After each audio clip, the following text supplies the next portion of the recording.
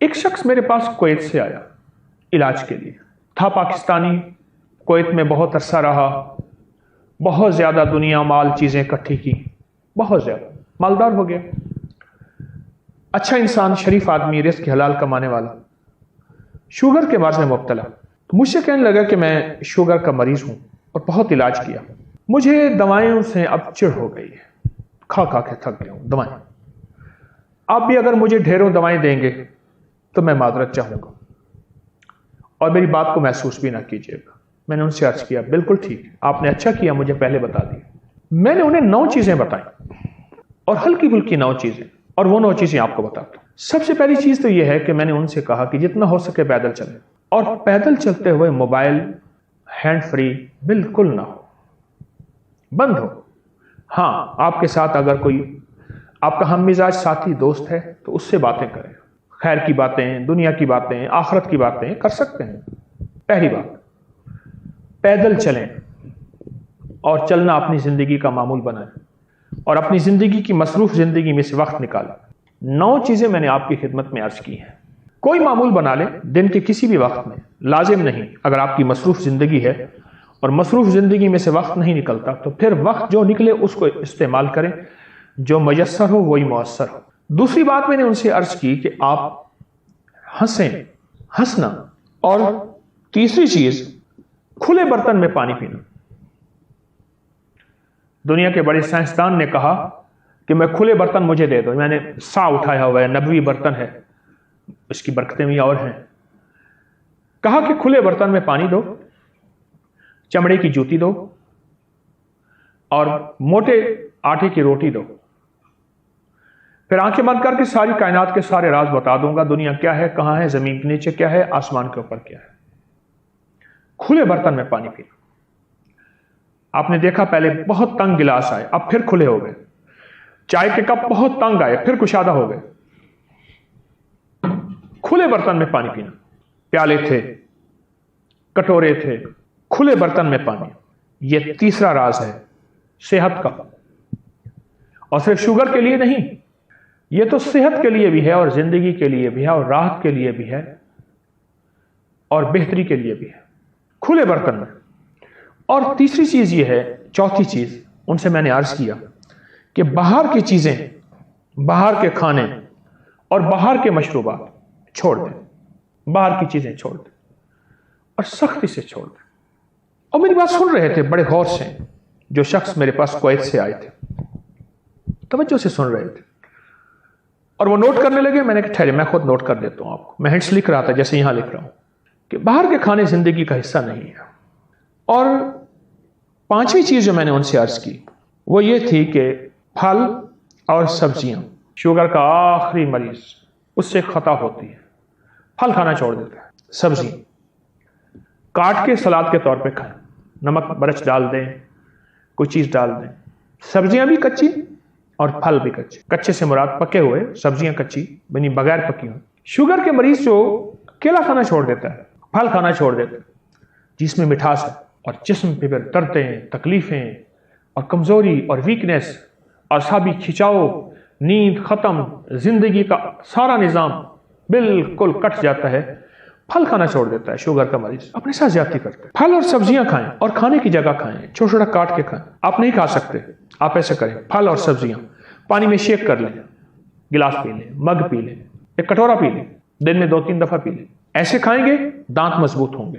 اگر نہیں کھا سکتے، مجبوری ہے، اس کا شیک پی لیں، بہت کمال چیز اور بے مثال چیز ہے۔ پھل کھائیں، سبزیاں کھائیں، یہ وہ چیزیں ہیں فطری، یہ وہ کھانے ہیں فطری جن کو قدرت خود بناتی ہے۔ پھل خود بنتے ہیں، سبزیاں خود بنتی ہیں، یہ فطری وہ کھانے ہیں جنہیں فطرت خود بناتی ہے۔ یہ کسی کچن میں نہیں جاتے، کسی انسانی ہاتھ اس کو نہیں چھوتے، فرشتوں کے ہاتھ چھوتے ہیں، نورانی ہاتھ چھوتے ہیں، اور آسمانی نظام رات کو ان سبزیوں کی پرورش کرتا ہے، پھلوں کی پرورش کرتا ہے۔ سورج ان کو دودھ پلاتا ہے، سینچتا ہے، ان کو پانی دیتا ہے، اور فطری پانی جو اربوں سال سے زمین کے اندر اللہ نے محفوظ رکھا ہوا ہے وہ ان کو لگتا ہے، اور پھر بارش کا پانی بھی لگتا ہے، وہ تو اور رحمت ہو گئی۔ چھوٹی چیزیں، جب سے مصنوعی غذائیں آئی ہیں اور باہر کی غذائیں آئی ہیں، پھل اور سبزیاں بے اوقات ہو گئی ہیں، اور خاص طور پہ کھٹا میٹھا سیب سستا سا جو سب سے زیادہ فائدہ مند تھا، اس کی حیثیت ختم ہو گئی. سیب لیں گے بہت بڑا ہم, اندر سے پھوگ ہوگی, اور جو کھٹا میٹھا سیب ہوگا اور جگہ جگہ سے نشان بھی ہوگے, داغی بھی ہوگا, اس کو چھوڑ دیں گے. غریب کھا کے صحت مند ہوگا, مالدار وہ سیب کھائے گا, وہ بھی صحت مندی کا ہے, لیکن وہ سیب اصل ہے, وہ سیب اصل ہے جو بظاہر ہلکا سا اس میں کھٹاس ہے اور اس کی ظاہری شکل خوبصورت نہیں ہے. اور جو خوبصورت سیب ہم تلاش کرتے ہیں اس میں ہے, لیکن جو اس میں ہے اس میں نہیں ہے. خوبصورت سیب میں ہے صحت, تندرستی, جسمانی کیفیات, طاقت, سب کچھ ہے, لیکن جو اس سستے سیب میں ہے جو عام ٹھیلوں میں بک رہا ہوتا ہے وہ اس میں نہیں ہے. پھل اور سبزیاں کھائیں, ورنہ ان کا شیک پئیں. چھٹی چیز میں نے ان سے عرض کی کہ تیل سے دوستی اور تولیے سے دشمنی. تیل سے دوستی, نہانے کے بعد تولیہ ویسے آپ وضو کریں ویسے کر سکتے ہیں, دشمنی سے مراد یہ نہیں کہ اس کو نہانے کے بعد خاص طور پہ سردی ہے یا گرمی اپنے جسم پہ تیل لگائیں. میں اس کی ایک بات آپ کو سناؤں.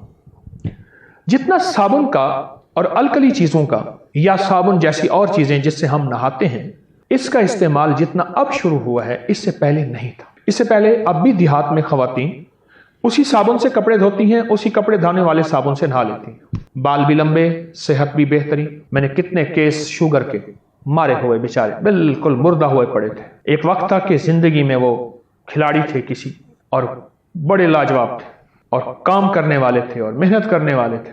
شوگر نے انہیں نڈھال کر دیا. تیل سے جب دوستی کی اور نہائے, پانی تھوڑا جسم پہ بہے, تھوڑا بہے لیکن زیادہ دیر تک بہے, اس کے لیے بہترین شاور ہے.